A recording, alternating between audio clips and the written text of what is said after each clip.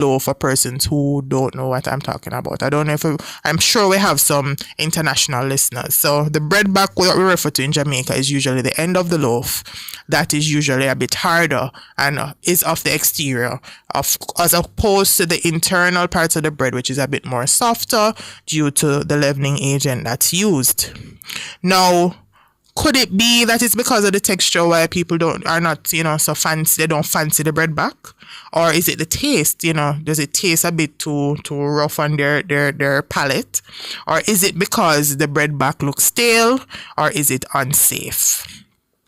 Those are some questions I want you to think about.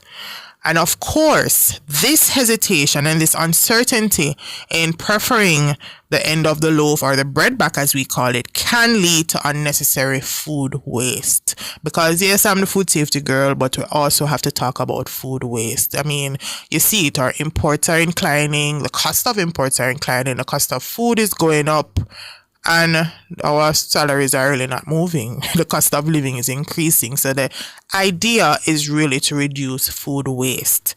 Now, understanding the safety of bread and the bread back can help us enjoy our bread fully while preventing waste. And a simple example of this is saving your bread backs. I don't eat the bread back just for texture reasons, but I usually tend to save them in a bag in my refrigerator, or chop them or cube them and save them in my freezer and make bread pudding with them. That is a simple solution to reducing wasting your bread back, as opposed to persons who may prefer the bread back and eat it. And I can relate as a parent, sometimes it's the last 3 slices of the bread leave and you kind of have to take one for the team. You eat the bread back.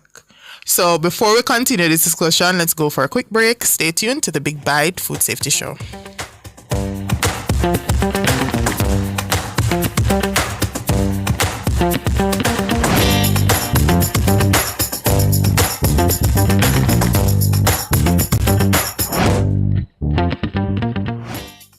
Are your devices accurate? Are they calibrated? Even small errors can lead to big problems. That's why Jamaicans trust the Bureau of Standards Jamaica. From food to fuel, health to hardware, our metrology and testing division provides world-class calibration and measurement services to keep your devices precise and your business meeting global standards. Whether you're weighing goods, monitoring temperature, or relying on the accuracy of devices, we get it right every time. Our advanced equipment and experts help you move with confidence. Call 876-618-1534 or visit bsj.org.jm.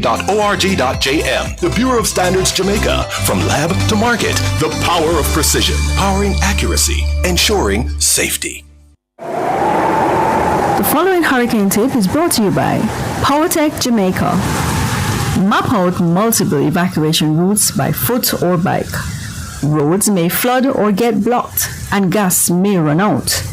Know at least 3 ways to leave your area, and prep a go bag that's light enough to carry. Keep a paper map handy, as GPS might fail in an outage.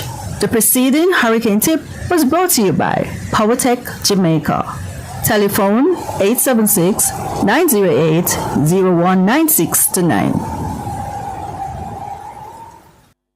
Tune in to Nationwide 90 FM on Tuesday, June 10 from 2 to 4 p.m. for the live sectoral presentation by the Minister of Health and Wellness, Dr. the Honorable Christopher Tufton. You can also view the presentation on Nationwide 90 FM's YouTube channel at Nationwide 90 FM Live 2.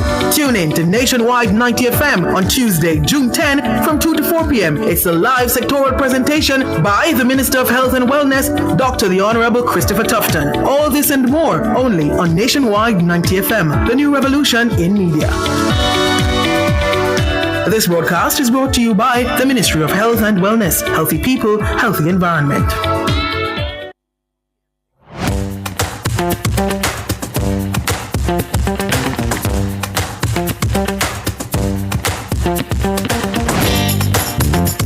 Welcome back to the Big Bite Food Safety Show. My name is Alison Richards, your food safety girl and host. And today we're talking about bread safety. The title of today's show is Breaking Bread, the food safety truths behind your loaf. Before the break, I touched on the idea of why Jamaicans love bread, why we don't like the bread back, and quick and easy tip to prevent food waste or to prevent throwing away that bread back. In studio with me today is Dujon Edwards, and we'll be getting to a discussion very soon. But before we do, and this is just an introduction to what our discussion is going to be about today. What are some common risks that are associated with bread, rather? So let's talk about that for some time, because one of the biggest culprits, as I showed on the video at the start of today's show, was mold. Bread molds easily because it's moist and has a high carbohydrate content, which fungi loves. Mold on bread isn't just ugly. Some molds produce toxins harmful to your health. Now, if you see mold on a bread, as the video suggests, it's safest to throw the whole loaf away, because mold roots can penetrate deep beyond the visible spots. And you're gonna ask, so you just talk about food waste, so you just talk about would have no money to buy bread. But that is why the solution to that is that you're gonna be saving your bread or storing your bread in a cool area and save it in the refrigerator. You can even freeze bread. If you're somebody who doesn't consume bread very often, and a loaf can last you for up to 2 weeks, a good way to preserve your bread is to store it in the refrigerator. And you simply pop it out of the refrigerator or your freezer and put it in a toaster oven. Easy fix.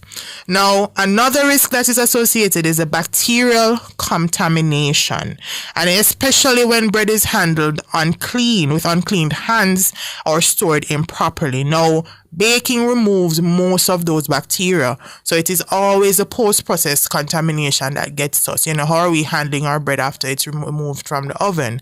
During cooling, when you buy that bread at the supermarket, you know, is it those stores when you go in and the hot baker, you see the bread bag, them just open up and them say it a cool down, but the germs, them just love it, and you know, they're just waiting to sneak into that bag. So another idea to think about is preservatives. You know, it does slow down the spoilage, but some consumers worry about these additives.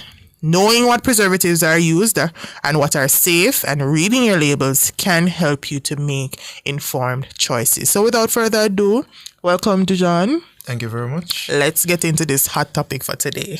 Now, before we get into it, you know, tell us a bit about your background. I want my viewers and my listeners to be confident that the information that they're getting today is not just from somebody who just come off of the street and I come to. I love to talk about the expertise that my guests have and making them sound speakers in the area that we're discussing. So tell us a bit about your background, your experience in commercial bread baking here in Jamaica.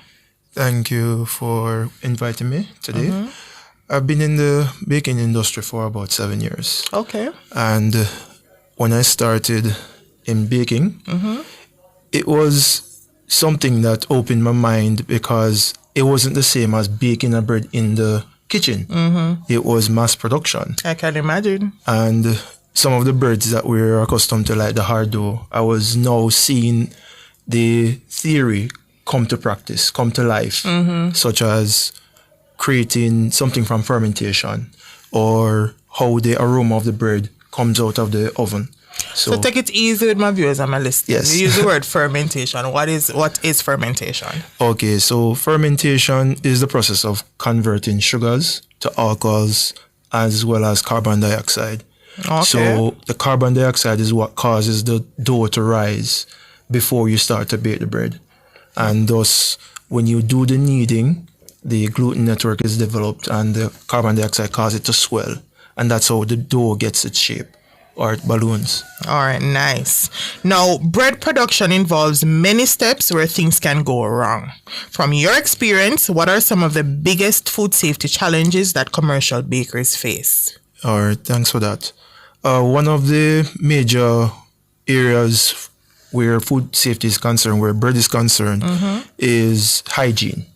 You find that there are times when the hands are not cleaned enough, or it's not cleaned frequently enough, and thus it adulterates the dough before it's even baked. Wow.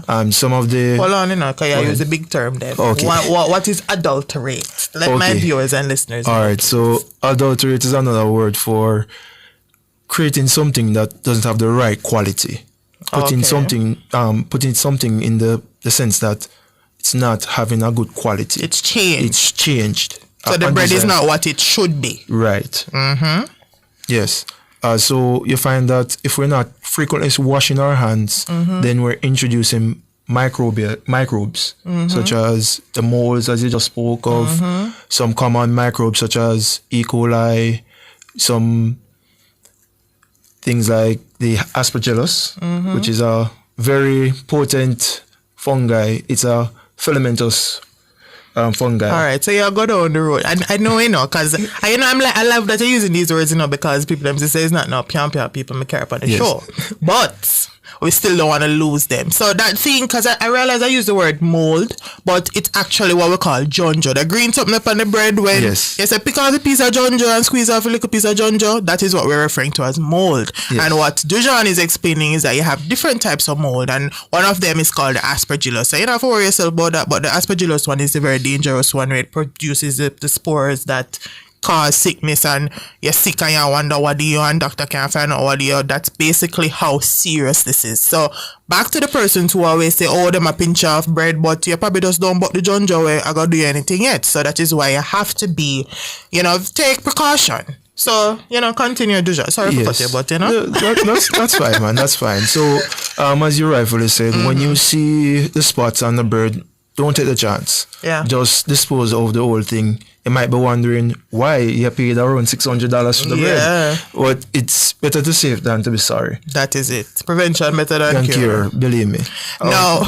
Sure, go ahead. Yeah, so you want to, especially working with breads, try to keep a very safe environment, a very cleansy environment, a very clean environment, basically.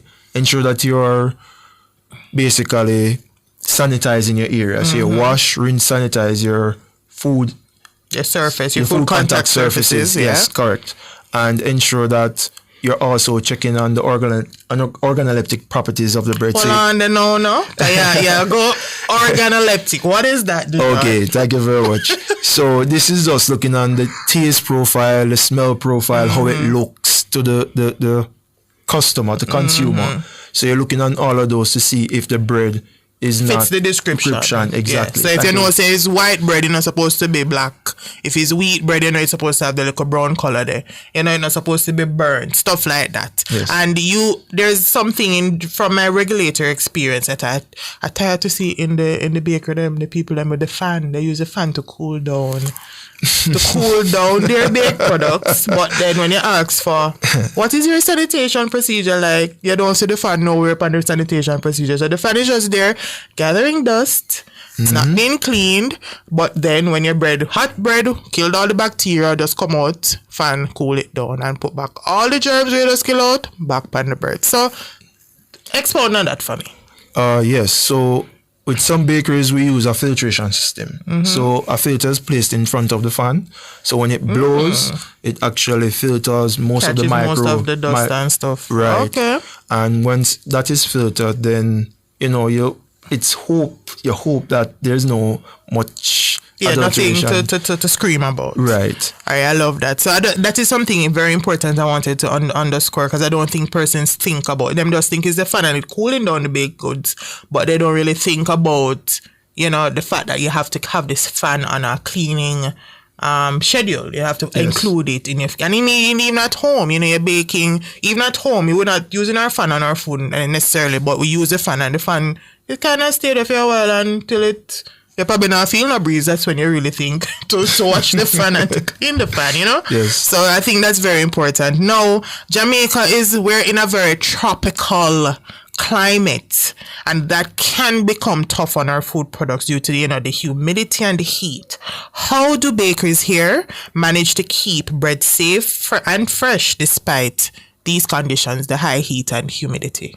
Very good question. So one of the major techniques we use is doing what you call trying to get the term here. You're allowing proper ventilation throughout the facility, because the thing is, a lot of goods, they are very sensitive to what is called the temperature danger zone, and that's what you're trying to avoid, because bacteria proliferate or grow best in that region. So in a place that is very humid, you try to create enough ventilation in the bakery so that you don't have too much temperature build-up and temperature abuse. Which kind of goes back to what I said earlier in the prelude, that you do have bakeries. And I mean, even growing up in the country, hot bread was a thing, or it's still a thing. People want the hot bread to buy, and they're packaging the hot bread in the bags before cooling it. And you see all of this condensation, and the bag get wet and it gets soggy. And I mean, people think of it and they're like, oh, hot bread, whatever. But there is an implication behind that in terms on a microbiological level, because this is where the bacteria and the fungi, them love them something, when them see this, them come out, them I say, yeah, party time, and them calling them friend. For them little language, not for them little micro world. But yeah, it is an issue, and I mean, this is where we choose between culture versus safety. Are we selecting or thinking about that? So what do you have to say? What implore my listeners and viewers and possibly some bakery owners that's listening today? Thanks for that. So the first thing I want to introduce is an acronym called FATOM. So F stands for food. May I write this down in all on there? So F. F is food. A is acid. T, the two T's are time and temperature. Okay. Oxygen and moisture. So all of those things, microbes need to proliferate. So if there's a food source present, it will grow. If you have enough oxygen, if you have enough moisture, so with the sweating of the bag, microbes love that. And that is why it is safer to actually cool your bread than to package it warm. While we culturally like a warm bread with the butter, it's not safe food-wise. It isn't. So Tracy vaccinated. No, you. Yeah, but as I said, an ounce of prevention is better than a pound of cure. It is. Right? So it's best that you make the bread cool down and then package it. And if you wish to toast it later on, it's better to do it that way than to just package it. Good point. Let's go for a quick break. We'll be right back with the Big Bite Food Safety Show.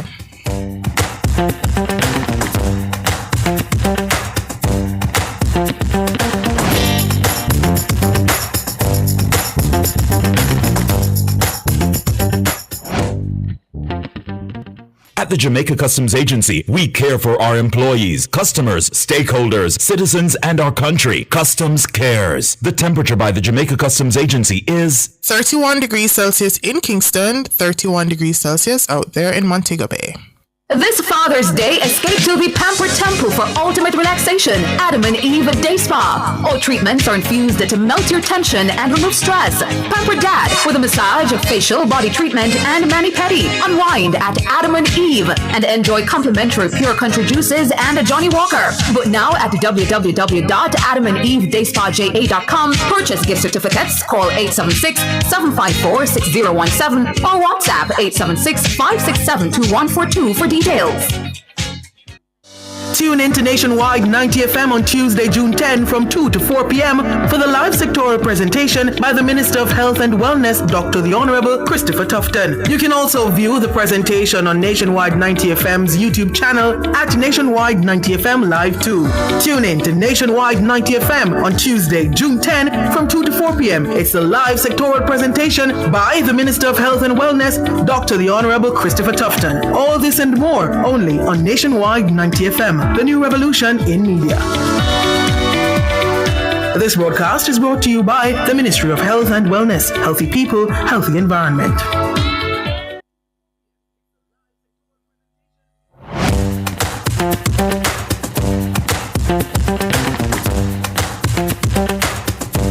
Welcome back to the Big Bite Food Safety Show. Today's show is all about breaking bread, the food safety truths behind your loaf. I'm in studio today with Dujon Edwards, expert commercial baker, and we've been having a very interesting discussion. The discussions are not only in the studio though, they're right over here on our live YouTube stream.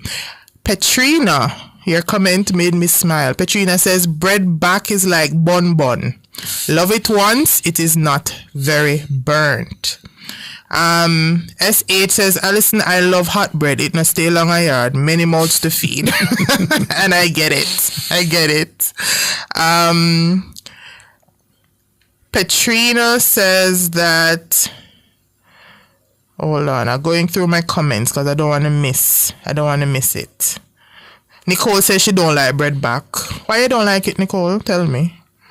And Corinne is saying that she puts hers in the fridge as she don't eat much bread. Petrina is saying that she freezes her bread. No wastages around there. Big up Petrina on the zero food waste. Very good, very good. Alrighty, so before the break, we were talking about FATUM and, Dujon shared what that means. It's just really 5 simple environments and commodities that bacteria thrive on and what they love. Now, we often see bread mold very quickly, sometimes just a few days after purchase. Could you explain why bread molds so fast and what conditions make it more likely? All right, thanks for that. So the thing is with bread, it has a very short shelf life. It is packed with a lot of carbohydrates and proteins, which is the food source already. When it comes to bread, when it's being made, you still have an acceptable amount of microbes in the loaf. But when it goes through temperature abuse and too much moisture is present, meaning that if you're storing it in an area that has a lot of moisture, then you find that the bacteria will start to multiply and start to eat the bread, and you find that it starts to stale before the 7 days or the stipulated expected shelf life. Yes. And that is very important because a lot of times I see on social media where persons will make videos posting that they just come home with this product and it starts spoil already, and I don't think a lot of thought is put into the fact that it doesn't start there. It starts from the moment that product leaves either the fryer or the oven. That is where it starts, and that's why it's so important that, because even though we are consumers, we do have consumers who are a part of the food industry. Yes. You go out, even though you eat bread and you're a regular consumer, you are a part of that process. So I think that is where that disconnect can sometimes, make people be like, oh, the government not do nothing, oh, the factory never do nothing, but then you work in a factory. Yes. Sister working at the factory, your brother working at the, so I think that is the whole objective of, just increasing that food safety awareness and boosting the culture of food safety here in the country. Now, many consumers are curious about what goes into their bread. What kinds of preservatives or additives are commonly used in commercial bread here in Jamaica, and are there any safety concerns people should know about? Without giving away, because I don't want nobody come and cost you out of the gate when you leave here. So without giving too much details, as a consumer, with that knowledge, share that with us. All right. So what makes a bread is that it has flour, water, and yeast. A leavening agent, because I know it's not always yeast. You want to make sure make that very clear. Right. Yeah. So common leavening agents would be like a baking powder. You want something to generate the carbon dioxide to cause the dough to rise. Now, for preservatives, a normal bread without preservatives at best will last around a couple of days. Okay. So it's usually 5 days. 5 days is usually... Well, not even that long. Sometimes it's around 3 days without preservatives, right? Without preservatives. Yeah. But for when you're adding preservatives, it can go up to at best 2 weeks. So on average, what they use as preservatives are things like ascorbic acid, as well as I'm trying to remember this name, calcium propionate. Yes. So these actually retard the bone growth in the dough. Yeah. Right. Now, in terms of food safety, the formulation that is used to make the bread, it would be minute amounts. However, if you don't follow the recipe, then it will be a food safety concern. Of course. It will be. It leads to certain side effects, which I'm not going to go too much detail into. Yeah. Right? However, those are the two main preservatives, ascorbic acid or potassium sorbate, and also the calcium propionate. Yes. Alrighty. So outside of the preservatives, now I know we touched a bit about hygiene, washing our hands, making sure you have on your hair nets, you're not wearing no long nails when you prepare food and everything there. Maintaining hygiene is critical. Yes. We have established that. How do bakeries ensure cleanliness during baking and packaging to prevent contamination? That's a very good question. Well, one of the things we need to touch on is the policies when it comes to food safety. Now, to have a nice, running, clean, safe environment for food, you have to have things that are called prerequisite programs. So, Hold on there now. Remember, say you can't lose the list. yes, I'm not going to So now, lose you know, them. the big word, what is Right. prerequisite? All right, so these are things you must have in order to have a safe food, to give the consumer. Give us some that- examples of what these programs are. So pest control is one, because you know that if you're making food, pests can be attracted to the food. Especially flour. Especially flour. And the And- sugar for the bun and the bulla. Yeah. Right, so you find that rodents will be attracted to the flour and the sugar or yeast because they're looking for harborage or a place to hide. That's it. basically. Another prerequisite program is simply having sanitation. So you have to clean before, during, and after production. If you don't do any of these, chances are your food will come in contact with physical hazards as well as biological hazards. And when you say physical, So physical hazards would be like glass, wood, even a piece of nail.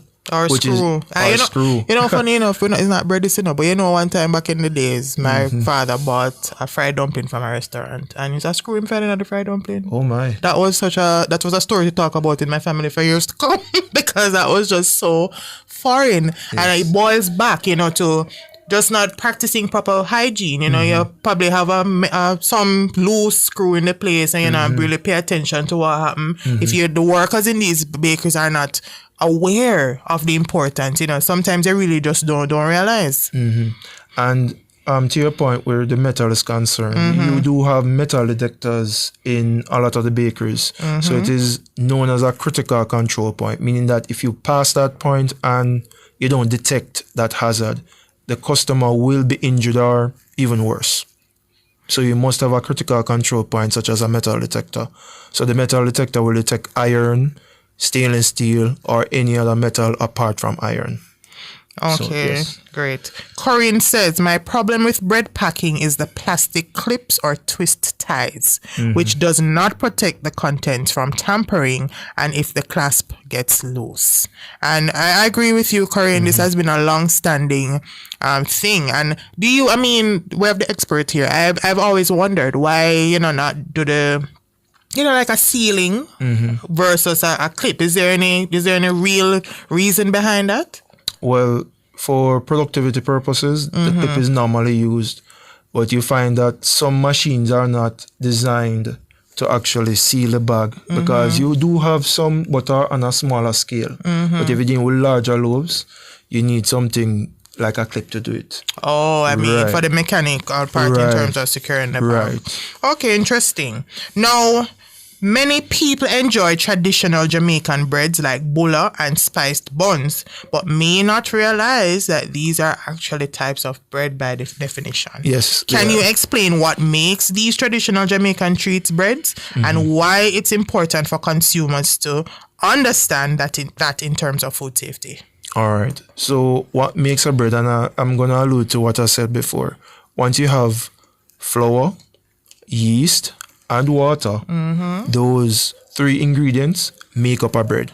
So in bulla and your pastries, your confectioneries, except the cakes, you will have those three ingredients. You can put other additives like your eggs, sugar, because Jamaica is a culture that loves its sweets, right? Oh, yes. We do love our sweets. Oh, and yes. that's why we always flood it with brown sugar or other artificial sweeteners. Yes. Right. But again, for coming from a production standpoint or coming from a food safety standpoint, you want to exercise moderation when you're consuming breads. Yeah, very important. This, especially for the bulla. Reason being, they have a high sugar content. They have a high sugar content. So you want to just consume them occasionally. And it has been found that not regulating your diet properly by consuming bread and bulla a lot will lead to So higher some levels. serious problems. Right, like your hypoglycemia, which is elevated blood sugar, or diabetes and Excellent. hypertension. Now, It is common for many Jamaicans to avoid eating the bread back. This is a old age thing. So Petrina tells us that she loves the bread back sometime, not all the time. Do you think this is because of food safety worries, or is it more of a personal taste or texture preference? It is not in terms of food safety. It's not because of food safety. It's something cultural. The bread back is denser. It's harder than the middle part of the bread. And that is why we tend to shy away from the bread back. Yes. And then because it's ugly and you have a point. Because kids don't eat the bread back, like they them don't. not eat it because them don't know what that. They must say them not name it. So yeah, good point. It's part of the bread, It's still part of the bread. It still has its nutritional content. It's still as nutritious as the middle part of the bread. Yeah. It's just that it's not as spongy, or the texture is softer. It's not as soft as the middle part of the bread. And that's why a lot of people tend to discard it. But I do love my bread back. I'm not going to give it up. And some people, what they do is make bread crumbs out of it. So Right. I mentioned earlier that you can use the bread back for use make the bread pudding. Yes. But this is now a breadcrumbs, which is if you're a baker, to put in but that is a such because you toast it and then you put it in a processor to make the breadcrumbs, or you grate it. How does that work? So you just toast the bread back. You put it at a certain temperature. You don't try to raise the temperature too much because you will damage it. Burn it out. And then you run it through a grinder. And but then, people have not a grinder. Them you have to give them some DIY. Well, what you ways. could do, you could put it in a cheesecloth or break it up into pieces and then put it in a cheesecloth and mill it. Right. See, I like this. See, Yeah. that is it. That is it. All right, we're going to go to a quick break. Stay tuned to the Big Bite Food Safety Show.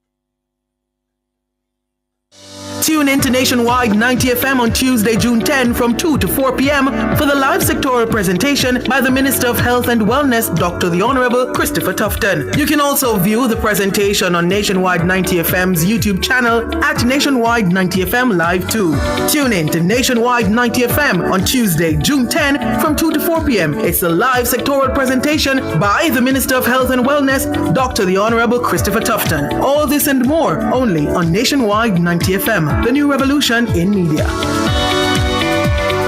This broadcast is brought to you by the Ministry of Health and Wellness. Healthy people, healthy environment.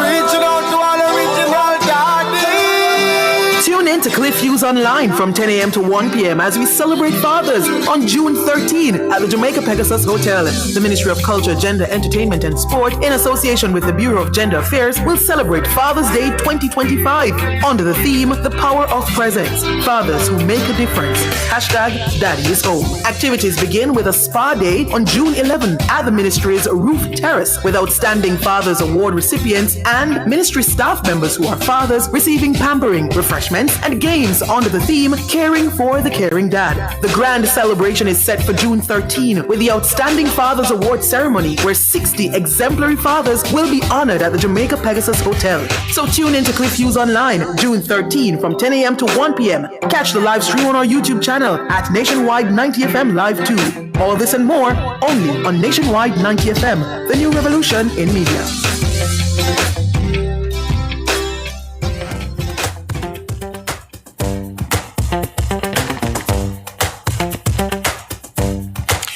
Welcome back to the Big Bite Food Safety Show. I'm Alison Richards, your food safety girl and host. Today we're talking about bread safety, and we have in studio with us today Dejan Edwards, who is an expert commercial baker.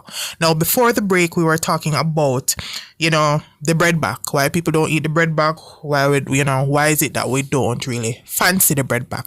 In the comments here on our live stream, which is very active today, somebody says some bread back can't eat because them don't look clean and it's as if the backing tin never wash properly.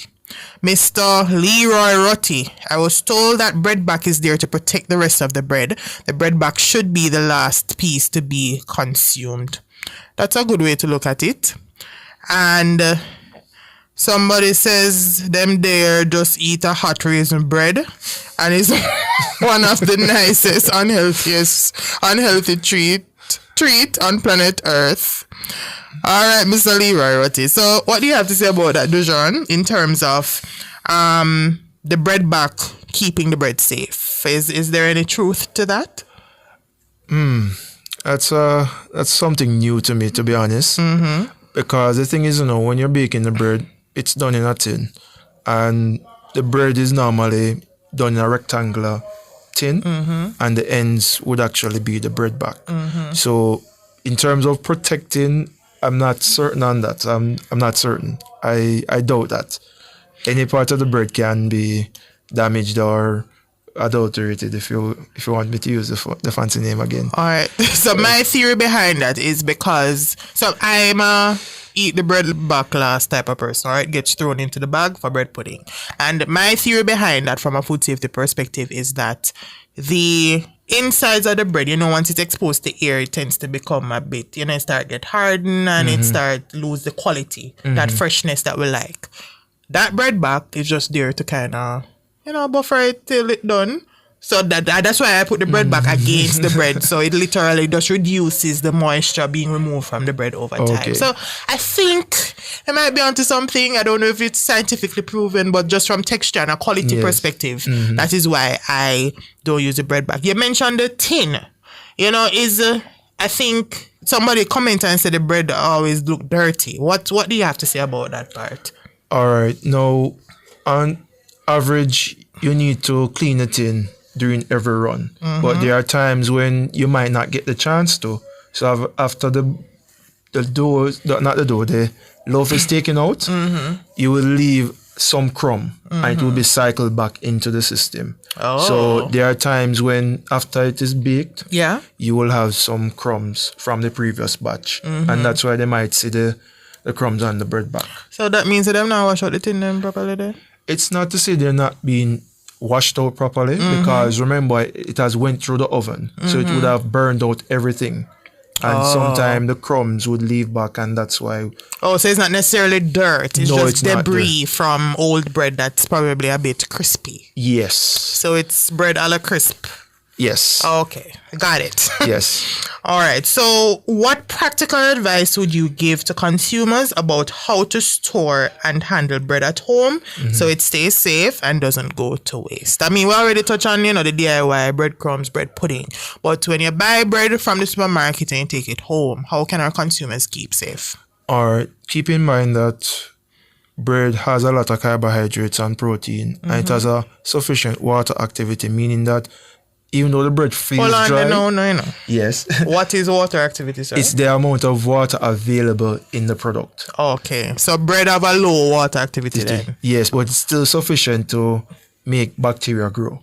Yes. So the first thing I would recommend is keeping your bread in a cool, dry place. Okay. Because if you keep it anywhere that is very moist or very warm, you're going to spoil the bread. It's going to stale a lot faster.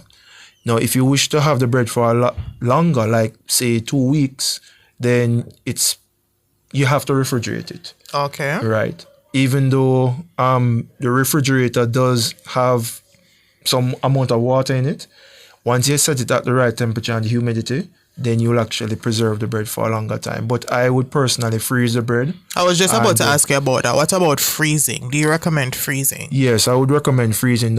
However, sometimes it messes up the flavor profile of the bread. Yeah, people complain about that. That is always. I mean, I freeze my bread. They don't taste like bread after. Yeah. It doesn't. It doesn't. But guess what? That's a surefire way to ensure that you're not sick for tomorrow morning, right? So you want to put your bread in a cool, dry area. Put it in a cupboard that is free from pests. So ensure that your cupboard is cleaned. Ensure that ants don't easily catch the bread, because you find some pests like ants and beetles love those type of products. They love them. So you want to keep them away. The other thing you want to do is that when you're handling bread, ensure that your surfaces are clean. Your surfaces for cutting the bread must be clean. Yeah, because so you have to peel back the bread bag and then you put it on something. So you have to make, because you don't want to. Can you imagine you just put on the bread pan some meat or whatever, just step on your corn? Wow. That is that's disastrous. Disastrous. Yeah, so you want to make sure that your surface for cutting bread is clean. And when I say clean, I don't mean just rinse off the dish towel and a little water. We talk about soap and water and the effective active ingredient chemicals that's going to do the job. Corinne says, she's asking, is bread back more nutritious? So going back to the bread back argument, is it more nutritious? That's a very good question, and it actually depends on the type of bread. Because, for example, if I were to say hard dough bread, which is what we normally consume in Jamaica, it's more nutrient dense. Right? It's more nutrient dense. So in some cases, yes, it would be more nutritious. All right. Yes, it would be more nutritious. All right, interesting. And I've never thought of that, and I think that's pretty good information to share. Now, we've been hearing some myths and misunderstandings about bread safety, and I would love for you to clear them up before you leave today. Yes. In particular, one young lady, which I will not mention her name, asked me during the break, hint, what people when them say a bung belly when you eat whole heap of bread. What's going on there? Explain to my listeners and viewers what that means. All right. So I know we love our bread, but again, I say that we have to exercise moderation.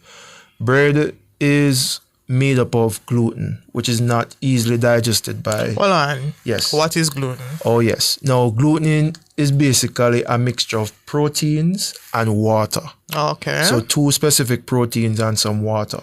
Okay. And it's the same material in the dough that keeps... the bread together. That's bread sticky together. nature. Yes. Right.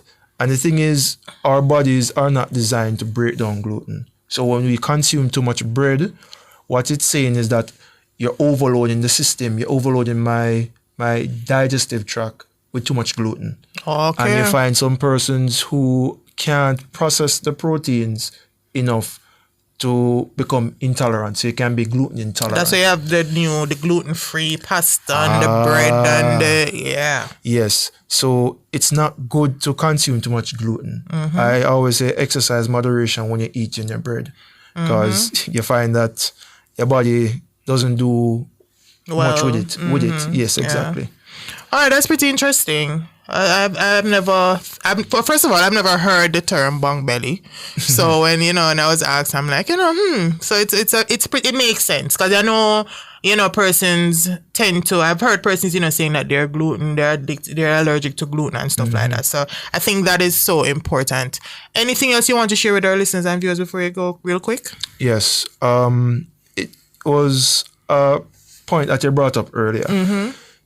When you pinch off the bread that has the mold on it. My name them come cuss me off, because we go through it already. Listen, audience, please, just to ensure your safety, if you see any spots on your bread, please get rid of it.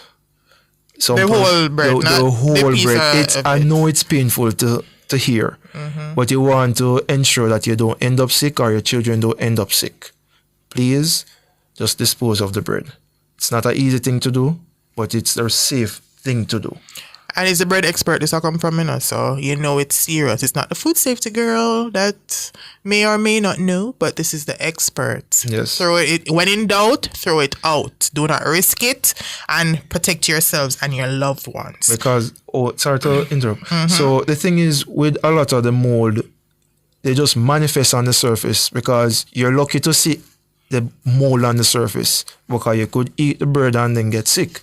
So when you see it on the surface, it means that it has proliferated throughout the loaf. Okay, yes. So gonna have to stop there today. But before we wrap up things, I just have to share something truly special with you. Over the weekend, I had the pleasure of attending the World Food Safety Day 5K hosted by the Southern Regional Health Authority. Big up to the entire team for putting on such a powerful and engaging event. My feet are still recovering. It was a 5K, but I did more than 5K.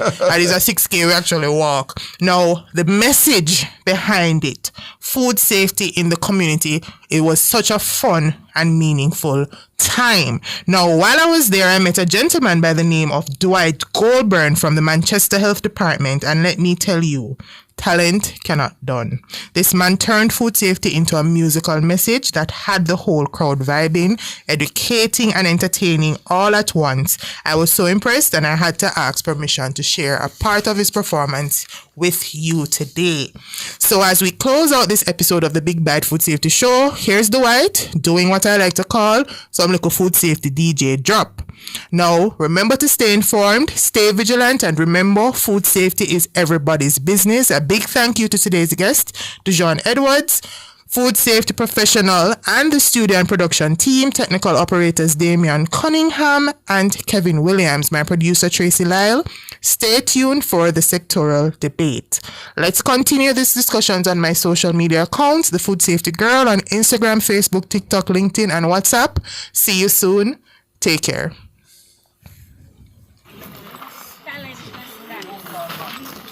Food safety. Yeah, food have to safe, you know? Yeah, man. Certain place when I eat, you know, we pay child, them certified, you know. Me no want, you know, why, yeah. Alright. Do the dance. Food safety dance. Alright. Well, food safety. If you're not safe, me not taste. Restaurant, bakery, cook shop, pastry. If the beer child certified, we say, waste it. Nobody cook, nobody steam, nobody bake it. Food safety. If you're not safe, me not taste it. Restaurant, bakery, cook shop, pastry. If the beer child certified, we say, waste it. Nobody cook, nobody. Hey, scientific them a think when the beer child link on the food of the safe and the gym where you are drink. Cutting edge technology. Chopper than a zinc food, board, pathogens. Can arm me as a queen. Contaminated food belongs in a bin, expired in a tin. Oh Lord, it's a sin. Close my mouth above my chin. It's not getting in. I'm not like a scrub. The bacteria just a grin. Food safety. If you're not safe, me not taste it. Listen.